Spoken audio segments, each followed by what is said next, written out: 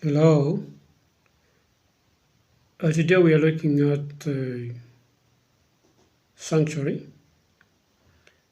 Specifically, we're going to look at the topic, what is the sanctuary?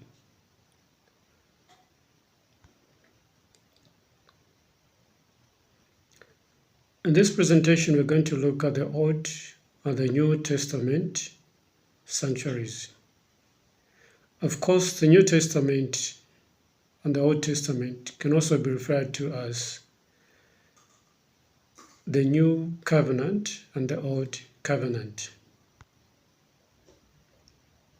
And let's look at the definition of the term sanctuary. This term, as used in the Bible, refers to the tabernacle that was built by Moses. And as we all know, that is for those who have studied the sanctuary, it was a pattern of heavenly things. That is to say, Moses was given or was shown a view of the heavenly sanctuary, and then the sanctuary that he constructed or that he built on earth was patterned after the heavenly sanctuary. And the definition may also refer to the true tabernacle in heaven. That is the sanctuary to which the earthly sanctuary pointed. So this definition applies to the earthly sanctuary and to the heavenly sanctuary. Now, what's the background to the study of the sanctuary? Of course, we've all heard of the great disappointment. And there's a scripture which was the basis or the pillar, the central pillar, so to say, of the Advent faith. And that is the scripture of Daniel chapter 8, verse 14, which states that unto 2,300 days, then shall the sanctuary be cleansed. Of course, we are looking at the Adventists, that is, those who are waiting for the coming of Jesus Christ in 1844. So this is what this background is referring to.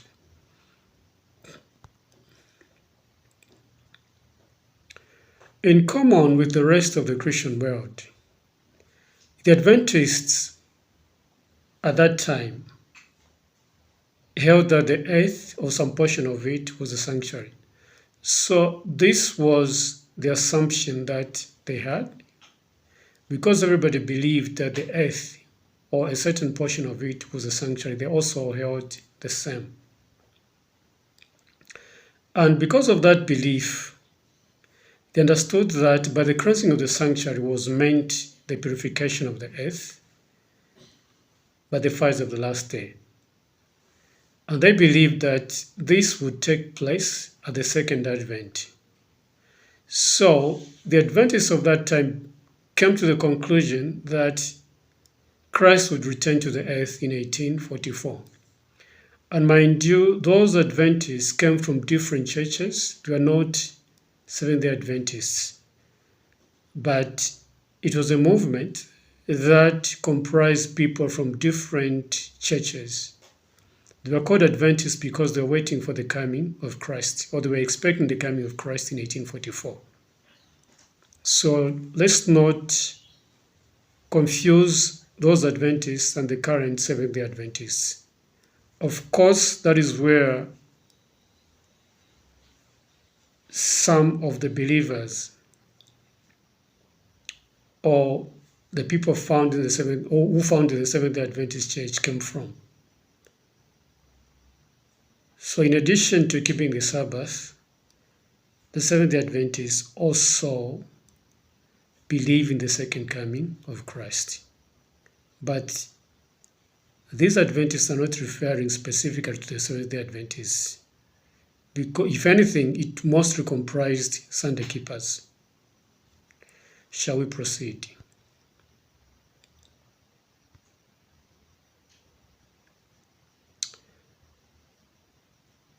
Upon going through the scriptures, the Adventists of that time discovered that there was no scriptural evidence that sustained the popular view that the earth was a sanctuary. And then they also came across a full explanation of the subject of the sanctuary, what its nature was like, the location of the same sanctuary, and the services that were conducted or that were found in the Bible. That is after the great disappointment, of course. Now, what was the role of the earthly sanctuary?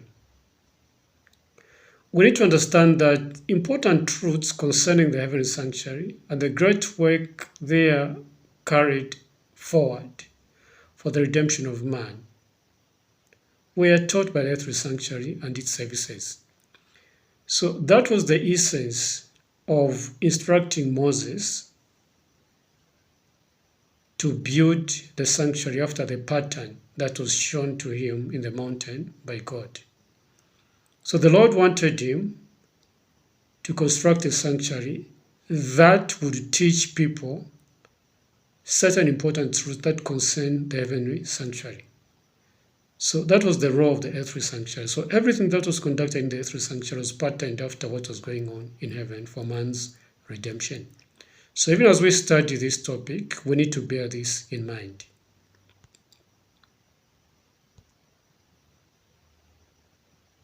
Let's look at the construction of the sanctuary.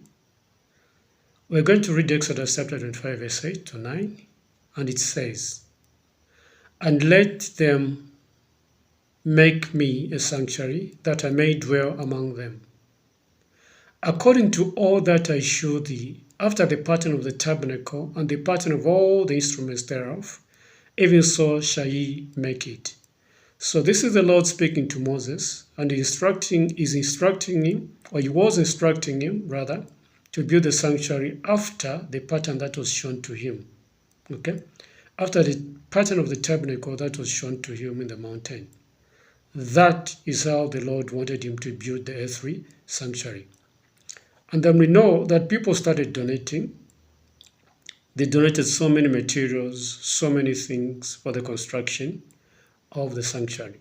And you're going to find all that in Exodus chapter 25, verse 10 to 40. And the whole topic of the sanctuary is actually treated off in chapter 25. Then there is also chapter 26 and 27 of Exodus. So you're going to find a detailed explanation of what was actually involved in the construction of the earthly sanctuary. Let's look at the description of the temple. So the way the tabernacle or the temple was constructed was in such a way that it could easily be removed from one place to another. Then the walls were actually made of upright boards, and these were plated with gold.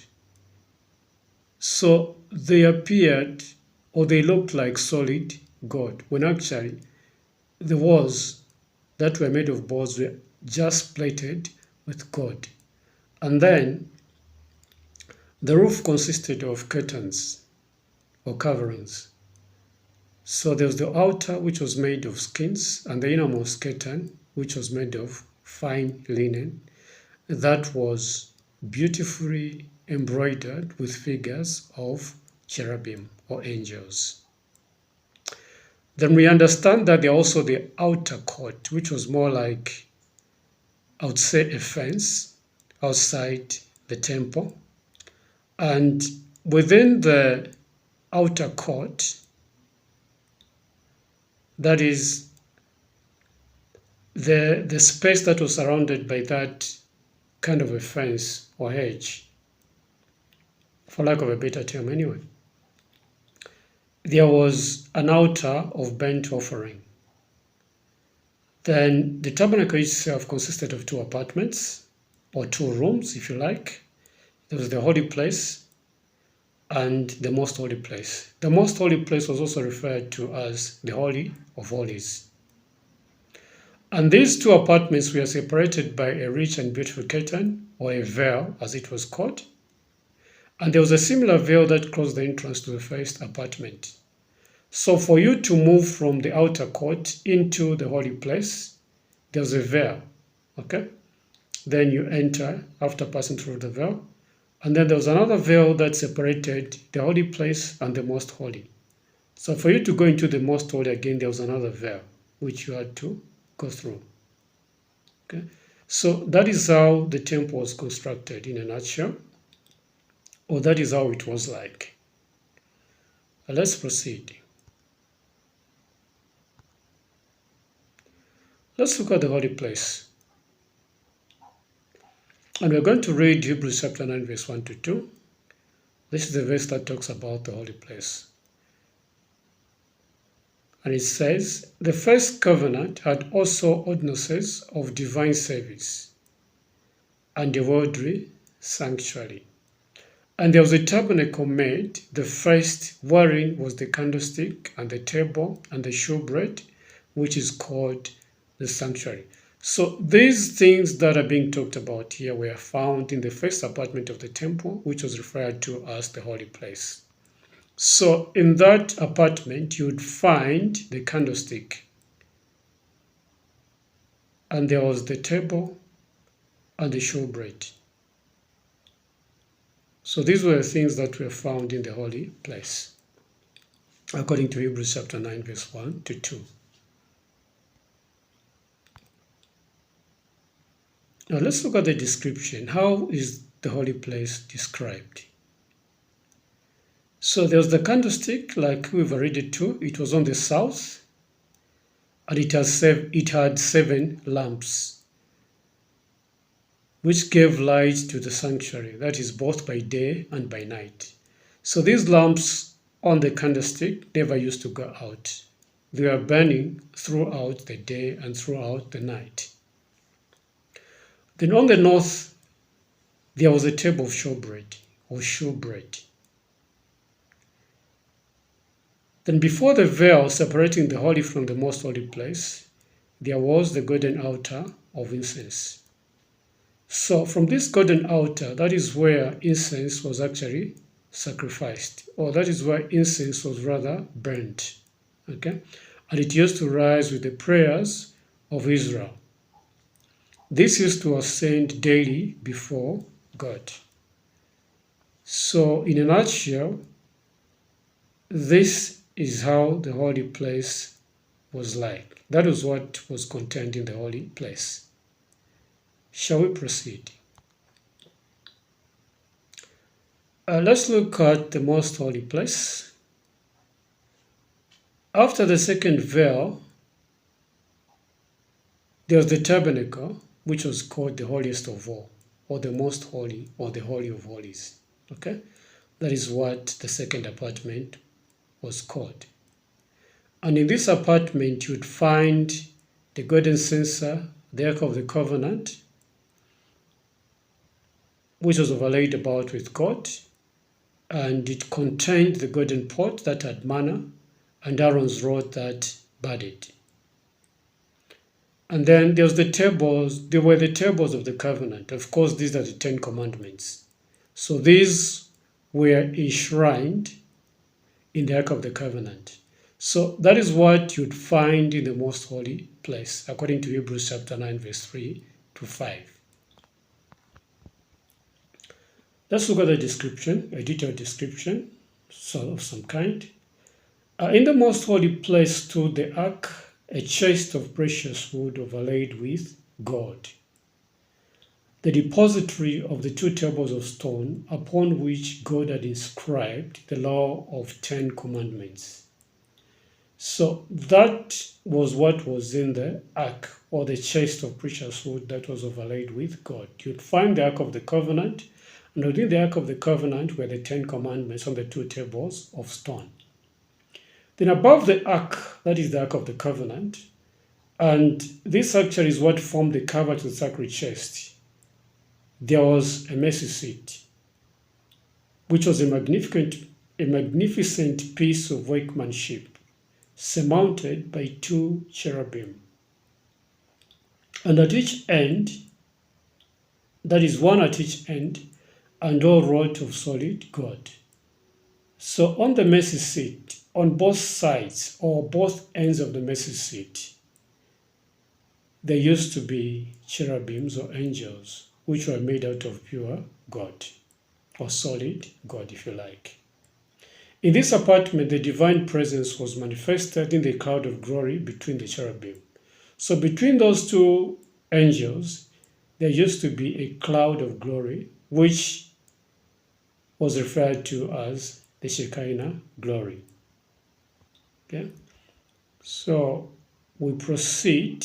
I'm sure you followed, and you at least you're trying to imagine how the most holy place used to look like. Now let's have a glimpse into the earthly sanctuary.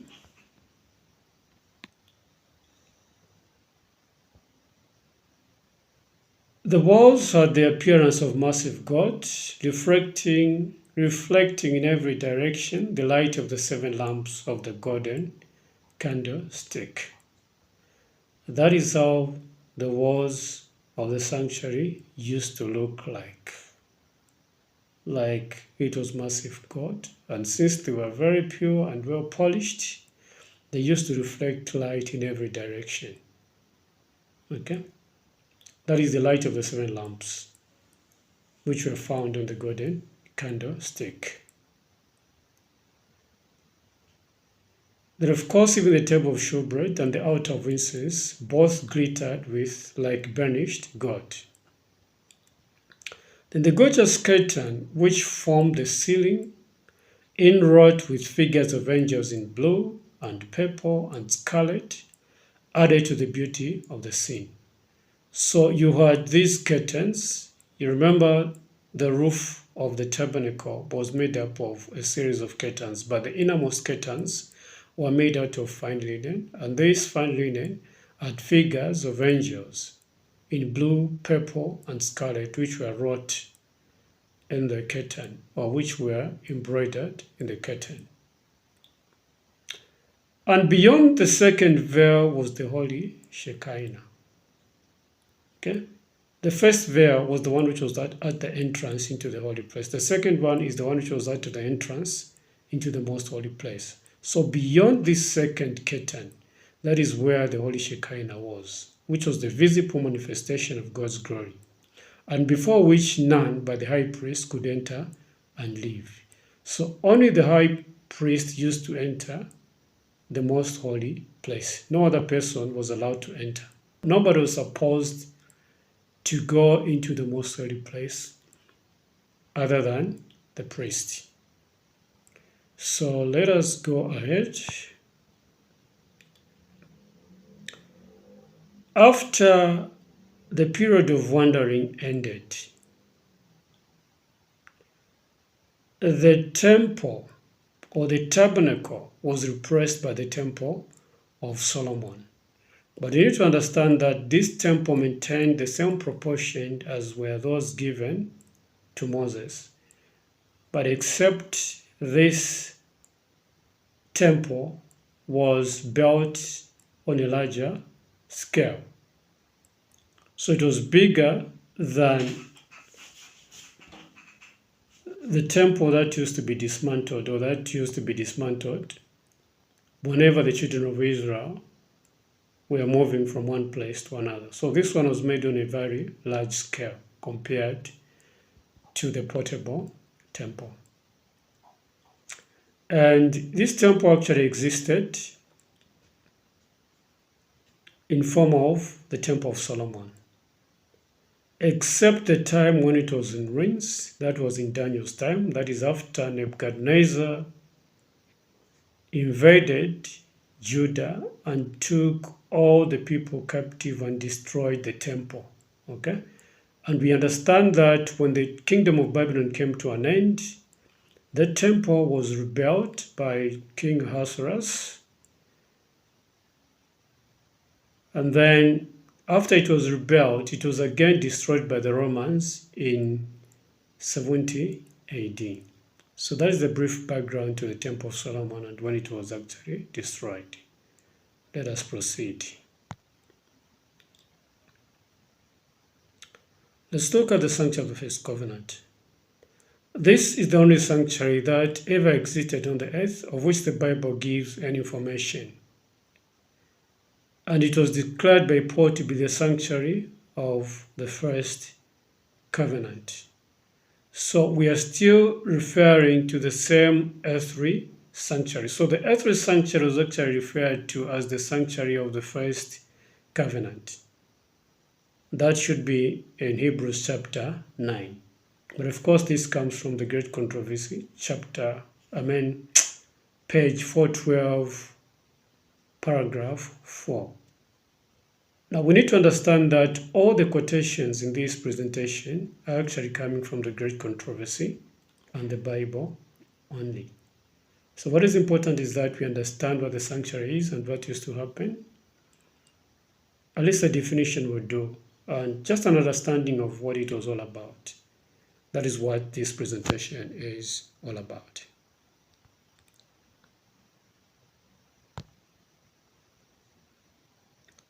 Now let's look at the sanctuary of the first covenant. Just a glimpse of it. Now, of the things which we have spoken, this is a psalm. We have such an high priest who is set on the right hand of the throne of the majesty in the heavens, a minister of the sanctuary and of the true tabernacle which the Lord pitched and not man. Now, this is the sanctuary of the new covenant, and the sanctuary of the new covenant is actually the heavenly sanctuary.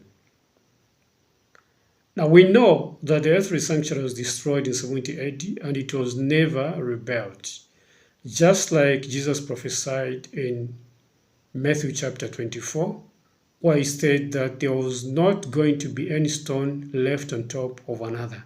Okay?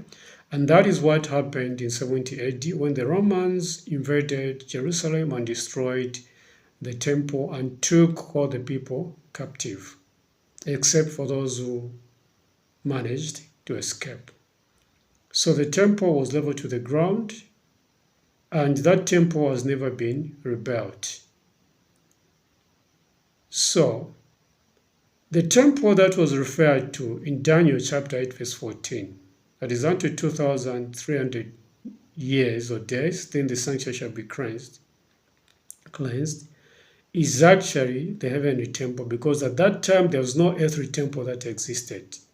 So this was the only temple to which the scripture could refer. Okay? So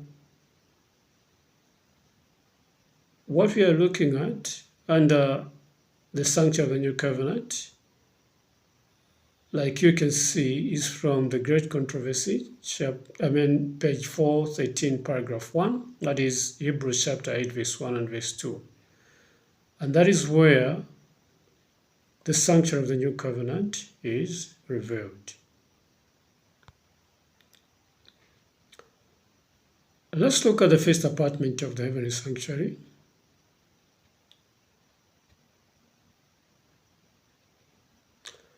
We need to understand that the holy places of the heavenly sanctuary, that is the most holy and the holy place, are represented by two apartments in the earthly sanctuary. Okay? And the Revelation gives a glimpse of both apartments. Revelation chapter 4 verse 5 talks about the 7 lamps of fire that were burning before the throne of God. And we know that in the earthly sanctuary there used to be a candlestick that had 7 lamps. So actually the view that John the Revelator had in Revelation chapter 4 verse 5 refers to the holy place of the heavenly sanctuary. Then it goes on to say in Revelation chapter 8 verse 3 that there was an angel having a golden censer, and there was given unto him much incense, that he should offer it with the prayers of all saints upon the golden altar which was before the throne. The golden altar used to be found in the holy place, in the earthly sanctuary. So we can see that what is being talked about in these two verses is actually the first apartment of the heavenly sanctuary. We go to the second apartment of the heavenly sanctuary, and we're going to look at Revelation chapter 11, verse 19, which says, "And the temple of God was opened in heaven, and they was seen in his temple the ark of his testament." In the second apartment is where we used to find, is where there used to be found the ark of his testament. That is the ark of the covenant. Okay? And then, since he saw the ark of his testament, that is the ark of the covenant, this actually in the earthly temple was represented by the sacred chest that was constructed by Moses, and this contained the law of God. Of course, we know that the mercy seat used to be on top of the Ark of the Covenant, okay, and it was surmounted by angels. Of course, all those things that were made by Moses used to represent something. When you go to Daniel, I should think it's Daniel chapter 7, and even in Revelation, these two prophets talk about the innumerable company of angels that surround the throne of God. And we know the throne of God is found in the heavenly temple. So these were actually represented by the embroidery that was on the curtains on the roof of the earthly temple. Okay? So those used to represent the innumerable number of angels that surround God's throne. Of course, the mercy seat is an allusion to the throne of God in the heavenly sanctuary. So there are so many similarities, but we need to bear in mind that the earthly temple is just a miniature representation of the heavenly sanctuary.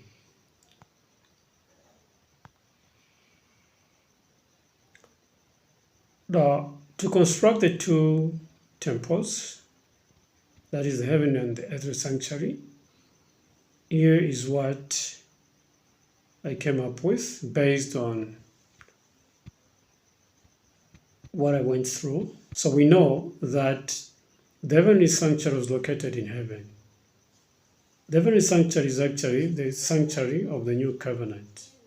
So it was located in heaven, whereas the earthly sanctuary or the sanctuary of the first covenant was located on earth. So whereas the heaven one is located in heaven, or the new covenant temple is located in heaven, the temple or the sanctuary of the first covenant is located on earth.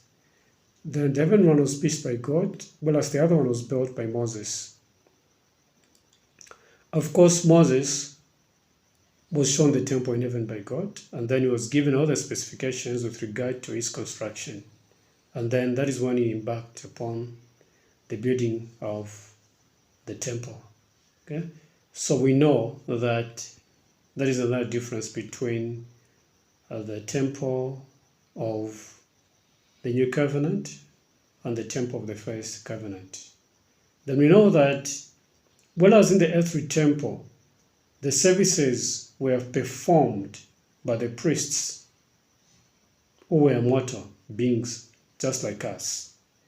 In the heavenly temple, Christ is the one who ministers, and we know that Christ is immortal because he resurrected from the dead. Then the heavenly temple is actually the original sanctuary, whereas the earthly one was just a copy of the heavenly temple. Then God's throne and his actual presence are found in the heavenly temple. But in the earthly temple, the throne is represented by the mercy seat, and then we also have the Shekinah glory in the earthly temple. So I hope with this presentation we've got something, at least something that gives us understanding, and an understanding of what the sanctuary is all about. So we need to understand that this is the center of all the work that has to do with the salvation or the redemption of man. So an understanding of the heavenly sanctuary or the sanctuary generally is very important because it is something that concerns us rather. Okay, so a knowledge of the sanctuary is very important. It's important that every Christian knows what the sanctuary is all about because this work is actually continuing even today in the sanctuary of the new covenant. So with these words, I end today's presentation, and I hope that we've got something from this presentation that will help us in our Christian journey. Goodbye.